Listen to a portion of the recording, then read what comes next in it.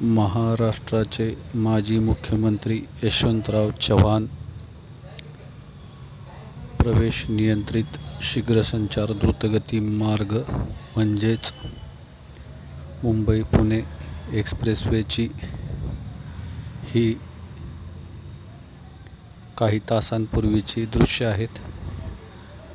तर आपण पाहू शकता उंच मनोरा तिकडं लोढा डेव्हलपर्सचा बेलमॉन्ट प्रकल्प, बाजूला गहुंजे स्टेडियम, सिम्बायोसिस विद्यापीठ, शिरवळचं मंदिर. एकंदरीतच हा व्हिडिओ जरी कालच्या टँकर पलटल्यामुळे काढण्यात आलेला असला तरी निश्चितच आजूबाजूच्या परिसरामध्ये कुठल्या प्रकारे पायाभूत सुविधांमुळे आधारभूत प्रगती आणि शाश्वत विकास होतो हे इंडियन एक्सप्रेसवेज या यूट्यूब चॅनलच्या माध्यमातून मला डॉक्टर मनोज कुमार प्रेमराज मुनोत आपणा सर्वांना दर्शवायचे आहे. कुठलाही विकास प्रकल्प, हरितगृह, ग्रीनफील्ड प्रोजेक्ट हा येणाऱ्या 5 दशकांच्या अनुषंगाने प्रस्तावित करण्यात येतो आणि त्याचा पाठपुरावा केला जातो.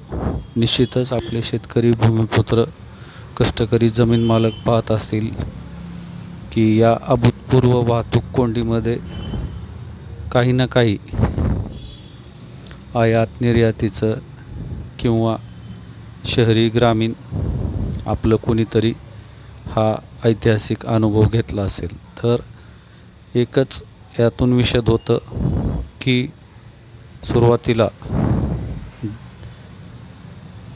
90 नंतर आणि 2000च्या अगोदर ज्यावेळेस याचा सर्वेक्षण वगैरे चालू असेल तर त्यावेळेस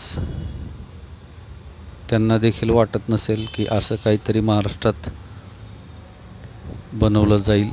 आणि आज आपण पाहतो की आज लाखो वाहनं याच्यावरती फर्राट एकदम रफ्तार भरतात आणि ही रफ्तार म्हणजे आपल्या राज्याच्या, देशाच्या प्रगतीची, आधारभूत प्रगतीची फिरणारी चाके आहेत.